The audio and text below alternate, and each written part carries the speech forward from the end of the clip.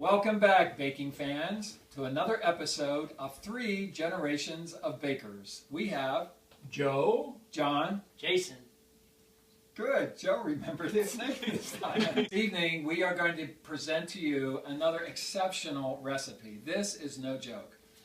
Most bakers love bread, love baked products, and what we would like to try and share with you this evening is a method of baking the most phenomenal, cheapest, for my brother-in-law, Tom, 40-cent a loaf bread that you will ever have. I mean, really, this is no kidding. We have 3 cups of all-purpose flour that has been measured, just scooping it in, not tapping it, not leveling it, just scoop it, level it, drop it in. We have 1½ teaspoons of salt. We have, yes, 1/4, that's it, 1/4 teaspoon of yeast, and 1½ cups of water. Dad, if you would mix these in. Now we will begin to mix the ingredients. We have the salt, and we just keep mixing it all.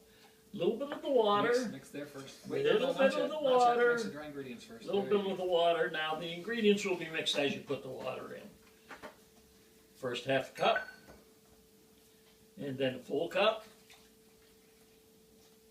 Now we will stir this until it is moistened, and then the strong boys here will do a little kneading. Not for long, just for 30 seconds. This is what everybody thinks, that bread must be kneaded. But see, this is a no-knead bread recipe. As soon as the ingredients come together, Jason, why don't you finish incorporating those? You just have to incorporate the dry with the wet, and that's it. No kneading, no pulling it out, no KitchenAid, no punch, no roll, no anything. Very, very simple process. Well, the ingredients have now been brought together. You can see, it's rough. It's supposed to be rough. It's no knead. My father and my son are laughing at me because this is a new thing for us, but wait till you see what it looks like tomorrow. So I have 2 pieces of saran wrap. I want to make sure that this is really tightly sealed. Here's a trick for you. Take a rubber band over the edge of your bowl, secure it down. That way no air is going to get in, and we're done. Now the dough has been resting all night. It can rest anywhere from 12 to about 24 hours.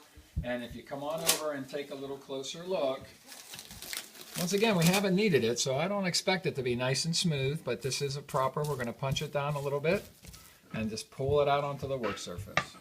We're going to punch this down, pull it out onto the work surface. Now we're just going to punch it down a little bit. We're going to shape it a little bit like this, a little bit like this, and like this, and like this.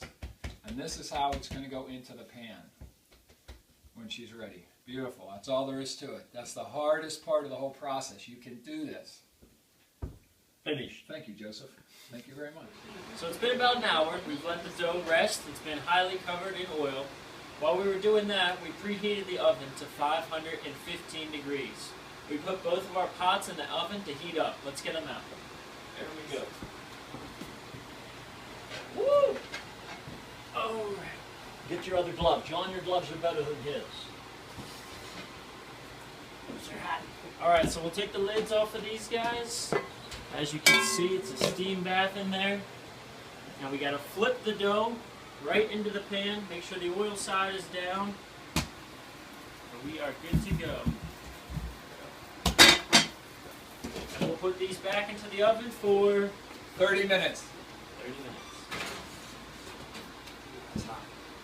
Oh, it's been about 30 minutes and it's time to get the bread out of the oven. Let's hope it's not burned.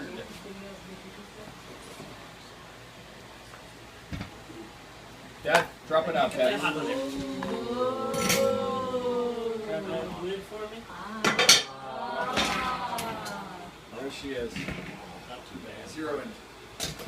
Oh, That's okay. there we go. And there you have it. No knead bread, another beautiful recipe, another annual event from 3G Bakers. Jason, Joe. John.